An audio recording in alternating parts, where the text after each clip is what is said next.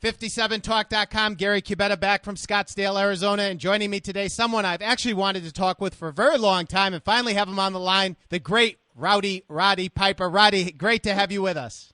Well, thank you very much. That's a wonderful introduction. You're in Scottsdale, Arizona? Yes, sir. We're in Scottsdale, Arizona, broadcasting nationwide. Wow, I have been in trouble in Scottsdale before. Oh, what a great place. Roddy, I love it there. Roddy, you must have had some life, huh? And there's still a lot ahead of you. What's it like to be Roddy Piper? Holy cow, man, I'll tell you, it never gets boring. Actually, we wish for boredom sometime.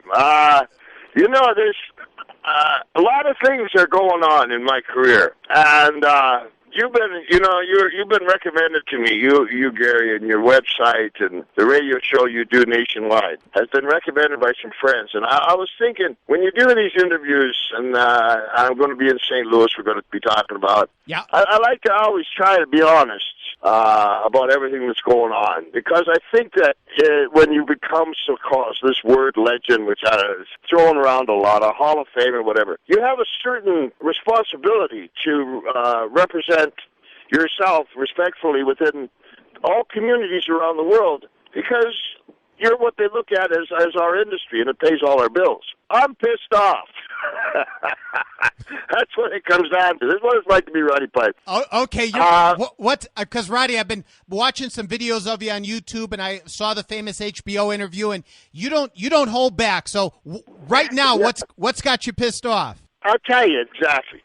So for the last 10 years, anytime anybody takes a shot at Roddy Piper, pretty much I just lay back. The HBO, I never even came out and did a retort to them. I didn't do a retort to Vince McMahon when he fired me, couldn't come to contract understandings, rather. I didn't, when my book came out, there were some things of dispute. I didn't bother. I just almost got killed in a car accident when I was doing that book tour, and I just let it go because I'm in a position where I'm public domain. You can pretty much say anything you want to about me. However, this has been coming down the pike for a couple of years, and I'm not going to lay back no more, because folks have forgotten now.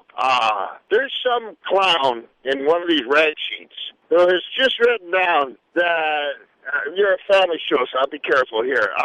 Has written an article that Roddy Piper is a bigger WHORE than Ric Flair. Now, hey, what are you talking about? I laughed at first. What are you talking about? And then I realized what this fellow was saying about Ric Flair. Now, the original reason I got really angry about it is, how dare you call Ric Flair a whore?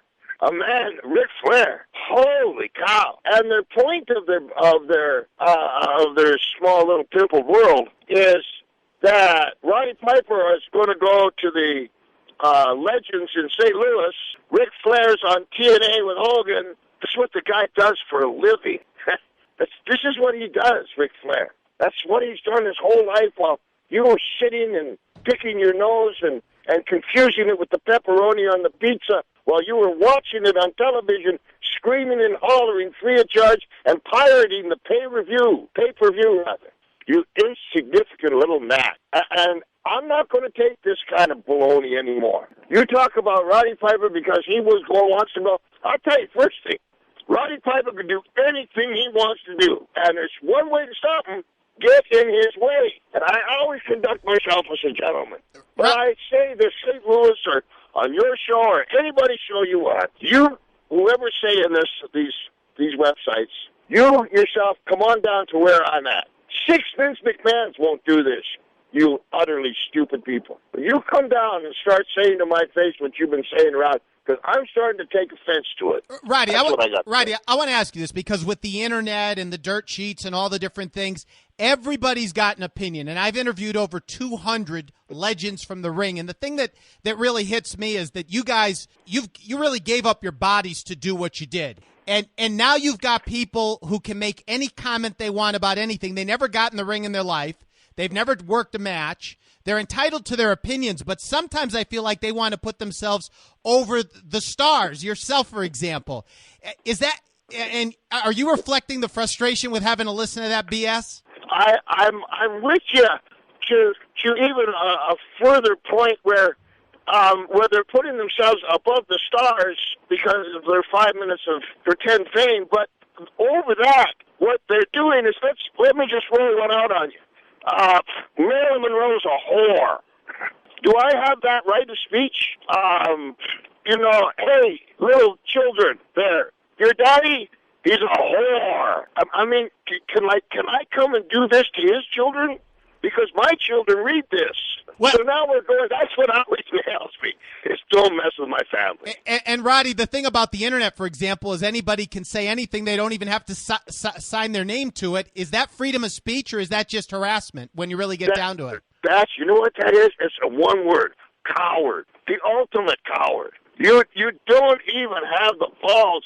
You put down, make something up, balls of fire, 66, probably 69 in this case, if it is a him. You don't even have the guts, at least when I say something. I sign it, Roddy Piper. You don't, and you play these little games. You're playing with TMZ. You're playing with my family's life. Now, the thing with TMZ is they were right. I was wrong. So when that happens, I can't do nothing about it. But when we get this kind of baloney going around, and then people actually biting into it like, yeah, well, they should have quit when they were. This is what we do, you goofball. This is what we do. John McCain should have quit a long time ago, too, but he's too much of a man, too. Well, I think with the internet today, there are almost too many opinions. I mean, anybody could say anything. It's tough. I mean, they do it about our shows as well. They criticize that we don't ask the right questions or we don't have the right guests, but they never seem to be able to do it themselves. Same with you. None of these guys were in the ring, Roddy. I can't imagine you were in the ring for 30 years. What that feels like when it's all over physically. I mean, I've got respect for that alone. And let me, just in sharing this. You're with yourself. You've covered, so I've been doing a one-man show. And here's the difference. Here's the serious difference. When you yourself are covering my one-man show, your radio show, you'll come and you'll cover my one-man show, and you'll say whatever you want to say about it, because I want you to. You have that right to tell the fans it sucked. It was whatever it was. And you'll state your opinion, and you'll stand by it, and you'll walk away. What these idiots did is they come to one I did in Tempe, Arizona, and you know what? They enjoyed the show. Standing ovation coming in, standing ovation leaving. So then this is what they do. This really should you. They go word for word and tell a 15-minute portion of the act, word for word. You moron! Are you serious? So if you were to have screened Gone with the Wind, and we're doing a review on it just before it came out, would you tell them the ending? No, you don't, because you're not journalists. You know, as a radio commentator, hey, I do the thing I have, but I'm not going to give away the guy's material. That's what he does for a living. You and I have that respect for each other. We tried calling earlier to do this radio interview, and we missed each other, but we kept calling. Because it's what we do. We're responsible. You've got a show. You promised me. I promised you. So we do it. They don't. Well, I think, Roddy, that's lost in America a bit today. I think I don't know. It just seems to be slash and burn everywhere you go. And look, a little bit of slash and burn is fine, but too much of it, and it's difficult. I mean, you put yourself out there every time you got in the ring, every time you did a Piper's Pit, now with the comedy, when you did a movie. That's pretty scary stuff what you were doing. I mean, I imagine there's not that many people in the country that could do any of that, let alone one piece of it. Well, I appreciate that. And, yeah, I spent a lot of nights.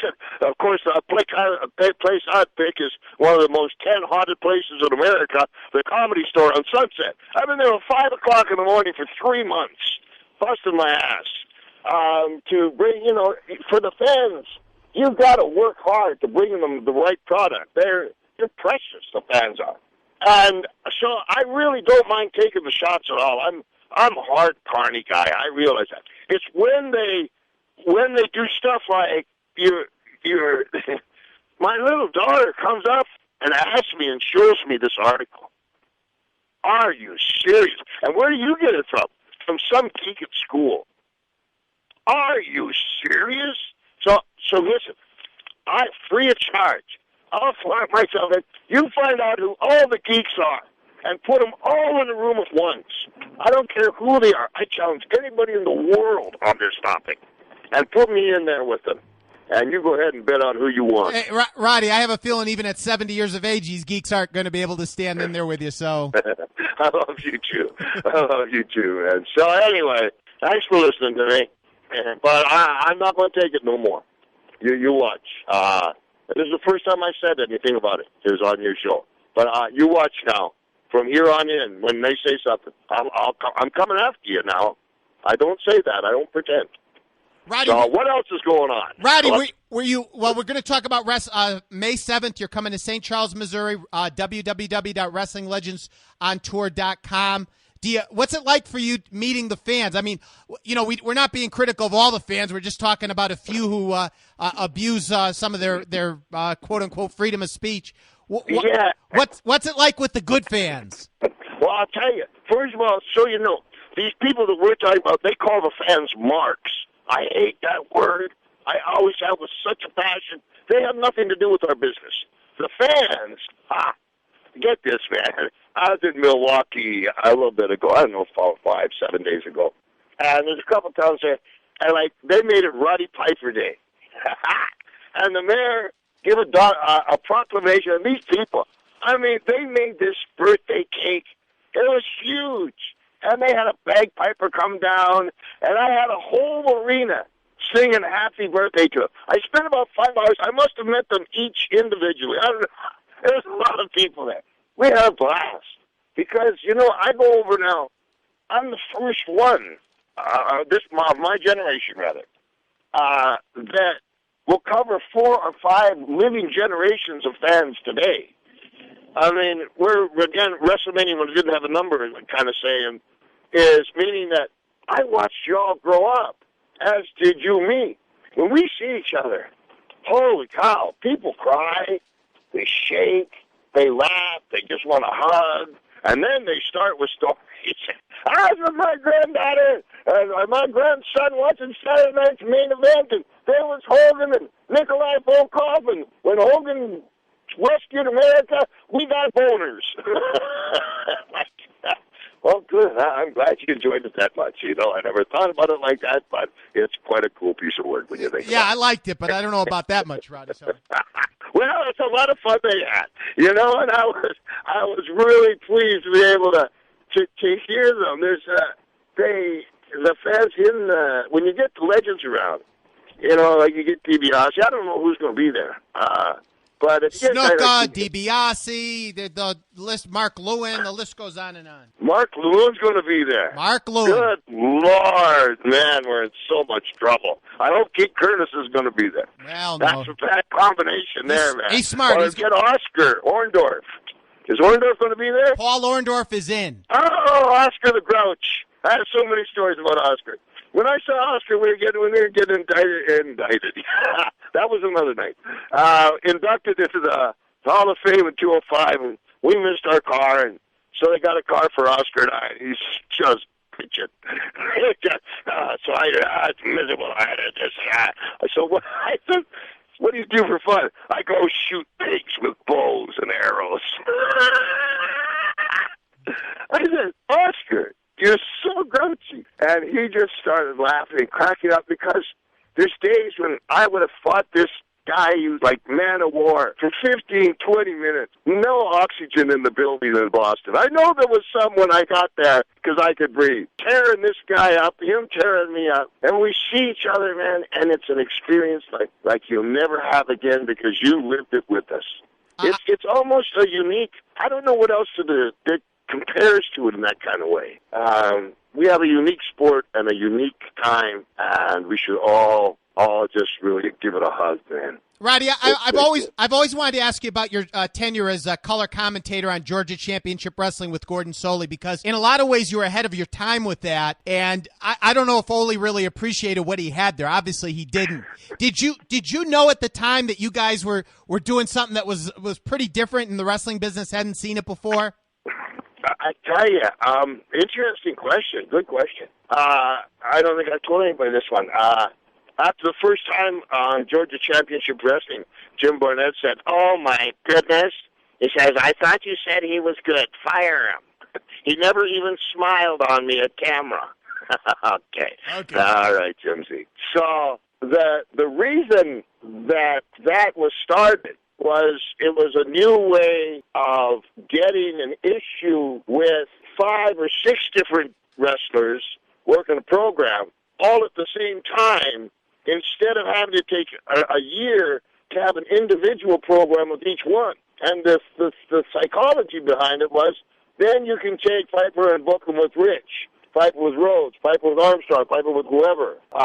And when those other guys weren't available, you could still draw money. And when Ole Anderson, I had started doing, I did a thing with Buzz Sawyer where it was a vignette. I think it's the first one ever done, where I hung myself and I played bad to the bone and broke a bottle of beer over my head in some park in Charlotte, North Carolina. There's Ricky Steamboat holding onto the picnic table. I said, pull the table. No, you'll hang. Get the shot. So we got the shot. And at that time, I started to get a reputation of doing new things. But Barnett wanted me fired the first time. And because Ric Flair had conned me into going down to a clothing store in Richmond, Virginia, called Franco's, and buy a brand new suit that I used the line in Bay Live. It looked like someone poured perfume on a pig. And I looked so bad, and the reason that they got me back a second time was Ole said, "Oh, come on, Jim. He just went and bought all new clothes for it." And the second time I came back, the ratings had almost doubled. And the rest is history. Roddy, did you ever wonder what would have happened if because eventually they did fire you from the spot, but it was so far ahead of what anyone else was doing. Did you ever wonder, hey, A, why'd they fire me, and B, if they hadn't, this might have been big, right? I did put a lot of thought to that. I think it's the best thing that could ever happen, because at that very time, that was the first time I was asked if I would go take over the world and go against all promoters. Not the WWE. That's a whole other story. But so you know this, that's the very first time that whole concept was given to about 4 people. And henceforth, working TBS like that was a national television, was key, and being able to work against 5, 6 guys at the same time was also key to working one guy all around the loop with everybody. But when they fired me, and I know why, and I deserved it, Debbie Harry of Blondie got on TV and stuck up for me, and so many fans stuck up for me, even though I was a heel at the time, that it was really easy when I said, "Listen, you give me a mic stand, a bow tie, a mic stand, 5 weeks, I don't give the job done, I'm out of here, I want a thing called Piper's Pit." It was a lot easier to score that piece of work. So what it did is this. It introduced a whole new concept. Then, with no control from the fans, they killed the concept, which really makes fans turn on the operation. And then within a year and a half, it re-entered on a larger market in a more produced way. And I think that had a lot to do with it taking off so hard the second time. Yeah, I think that makes sense, because I remember even myself wondering, why'd they get rid of this? This was great, and then it's gone for a while, and then you come up and do it with Vince in a little bit different way, but it's like, whoa, Vince has got the brains because he's embracing this. The other guys are left in the past because they had it and they threw it away. They threw it away. Yeah, no, I got to be honest, though. I was pretty wild back in those days. I'll be honest with you. I mean, Roddy, way overboard. Roddy, what wrestler wasn't? I guess, I just want to be honest with you. The way the story came, I'll tell you how they fired me. And I won't take more of your time. I love you to do that. Wherever I'm coming, come and see me. And also, I'll take them all on for you. No charge, those other guys, and let me leave you this story. This is how they fired me. So, it's Atlanta. I've been in a lot of trouble, and I'm throwing so much money. I'm selling out with Bob Armstrong in Columbus, Ohio. I'm just huge amounts of money all of a sudden are being drawn. But I'm just too far gone. I don't mean out of my mind by taking drugs and alcohol. I mean so far to the right of being consumed by my business and trying new things right to the edge. It's just too much. And so they didn't know how to get rid of me. So this is what they did. I had a double shot. I think it was on a Sunday. The afternoon was where the choo-choo train is in Atlanta. Where's the big choo-choo train in Atlanta? It's a town, not a Chattanooga choo-choo. Where's the place in Atlanta that's got that big train, real famous train? I don't know, Roddy. Well, me neither. I never Chattanooga choo-choo. We'll make it Chattanooga. All right. Okay, So I got Chattanooga in the afternoon, and I don't know, the big Lynchburg at night. I don't know what they were. So Tommy Rich, who I love to death, Wildfire Tommy Rich, him and I had hooked up, and he was driving me because I didn't have a driver's license. And boom, we took off. We were making great time, but Tommy went the wrong way, apparently. Now, Tommy had worked that territory for many, many years, but we went like 100 miles the wrong way to an 80-mile shot. What happened is they turned us around, and the state police had cars at different intervals. They just said, this is the old days, put the hammer down, just go, and drove as fast as that Cadillac would go. I got there at 6 o'clock to this Chattanooga choo-choo town. And I remember Bill Eadie, that superstar, was one of the guys that we were wrestling. And I didn't get there till 6 o'clock that night. And then I made the second shot. I wrestled him in the second shot at 8 o'clock. And Ole Anderson pulled me and Tommy in. He said to Tommy, I know what your deal is. You can go ahead and talk with Jim Barnett. He said, but as for you, you're fired. That's how they fired me. And they sent some poor little referee, God bless his soul, about 2 days later with a piece of paper. I thought he was going to die. I said, Ronnie, something. I said, it's okay, buddy. It's okay. And my wife was pregnant, and they had moved me from Charlotte to Atlanta, and I had signed one of the first contracts. At that time, I was getting $5,000 a week minimum, and it was a 3-year contract, I think. With Barnett, and they fired me on that, and also they turned me into the IRS. Ha! Nice guys. Bunch of swell fellas. Have a great day. Wow. Wow, Roddy, you hit me with that one. Jeez, nice guys, huh, Ole? Beautiful. Isn't that sweet? You know how many times that kind of shit's been done to me? Holy cow, fellas. Thanks for having me on. You're a chap. Roddy, it's been a pleasure. RowdyRoddyPiper.com on the internet. Betcha. May 7th, Wrestling Legends on tour. Roddy, great to have you. Love to have you back on sometime. Anytime. It's my pleasure. Good luck to you all. Thank you so much. Have a good day. Cheers. Bye-bye.